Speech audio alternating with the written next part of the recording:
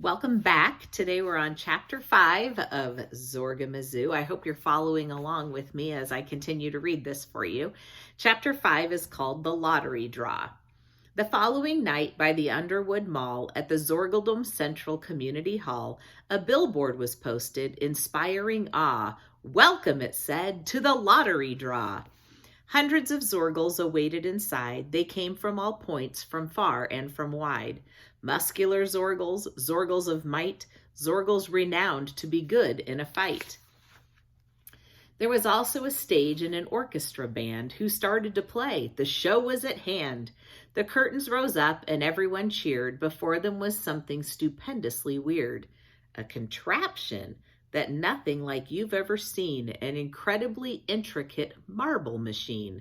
It bristled with pulleys and spiraling tracks, suspended with rivets and wire and wax, with miniature bridges, with pillars and piers, with levers and winces and clutches and gears, with pedals and treadles and spinners and spars, with pendulous pivots and balancing bars, with motors and rotors and rollers and ramps, with flickering bulbs and electrical lamps, with flingers and swingers and hinges and hubs, with grabbers and funnels and buckets and tubs, with clockwork propellers, mechanical cranks, and panels and chimneys and channels and planks. Holy moly, look at that. All that right there. Nobody spoke. Who there would dare? An odd sort of peace had come into the air. The host of the night, the lottery boss, leaped up on the stage and sauntered across. A plump little fellow, this captain of chance, who twitched like his jacket was crawling with ants. Good evening, he bellowed. Welcome as well. Are you anxious to start? You are, I can tell. This machine, as you know, just off to my rear, is the reason you've come. It's the reason we're here. And what a machine! Why, isn't it nice? It's the hero selection divining device. Everyone clapped, they hollered and cheered, all except Morty. He was scratching his beard. The lottery boss, he waited until the crowd once again was quiet and still. Your names, he went on, are within the machine. They're written on marbles, 919. When I yank on the lever that's here at my side, the 900 marbles will go for a ride. They will enter the funnel that starts at the top. They will tumble and roll till they come to a stop, because only one marble will finally roll to the end, to the base, to the Destiny Bowl. The Destiny Bowl was more like a flask. It was heavy and broad, like a barrel or cask. On its side was a letter which Morty could see was written in rubies, the big letter D. Wait, Morty called, before we begin. You still haven't said what the winner will win. The lottery boss tipped the brim of his hat. Well, of course, he exclaimed. I was getting to that. You see, my good friends, there's adventures ahead. Perhaps you have read what the newspaper said. The countryside Zorgles have all disappeared. They were lost in the night, or so it is feared. So the winner tonight wins a compass, a map, a flashlight, galoshes, a coat, and a cap to help with the search when the going is rough, plus all kinds of other adventuring stuff. And then something better than all else combined, an expenses-paid trip to head out there and find the Zorgles who vanished with nary a clue, those countryside Zorgles of Zorgamazoo. To Morty, this sounded like less of a prize and more like a punishment put in disguise. But there wasn't much time to consider for long, for the orchestra started performing a song, and the lottery boss went over to stand in the place where the lever awaited his hand. Now remember, he said, that in any event, the machine is correct 100%. It will magically choose from this clamoring mob the most suitable Zorgle for doing the job. He beamed at the crowd with his simpering grin. Now let the lottery raffle begin.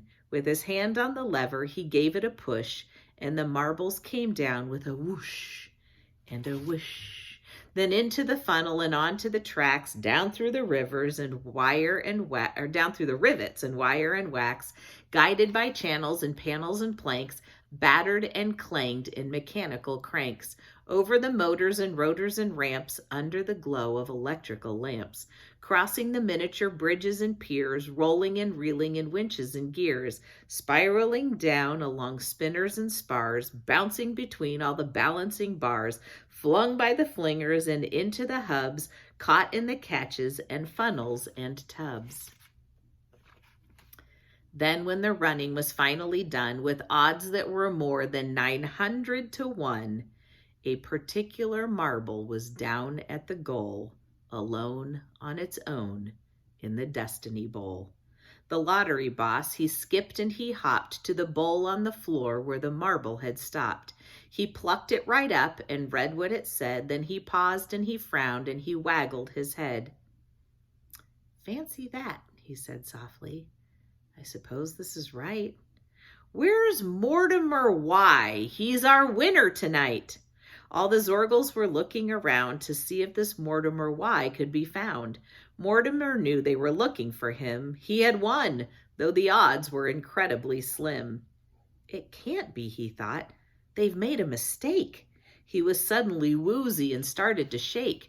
His palms were all clammy. He thought he would faint, for he was no hero, no idol, no saint. He was just Morty the hack, and he sensed he was having a panic attack.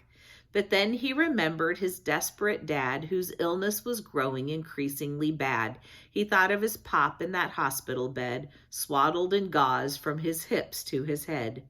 So in spite of reluctance, confusion, and fear, the thoughts in his head were surprisingly clear.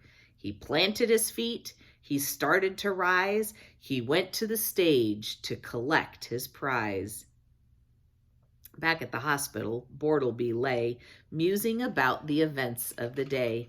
His mind was befuddled with thoughts of his son, wishing and hoping that Morty had won. So when Morty arrived with a map in his hand, charting the course to a faraway land, old Bortleby smiled. He instantly knew his incredible dream was incredibly true. "Well," Morty croaked with a lump in his throat, "they gave me this map plus a cap and a coat. It's awful. I won, as you probably guessed, so they're sending me off on some sort of a quest. But I'm not the right guy," he fretfully said. "I'm telling you, Pop, I'm in over my head." "Don't be a scaredy cat," Bortleby teased. "Can't you see that I'm happy? I'm terribly pleased.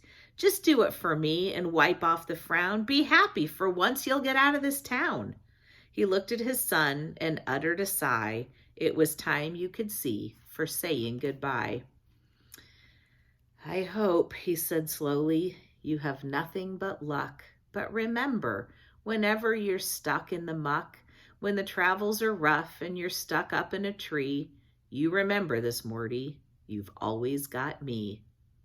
"Aw, Pop," Morty grumbled. "I love you too. And that's why I'm going. I'll do it for you."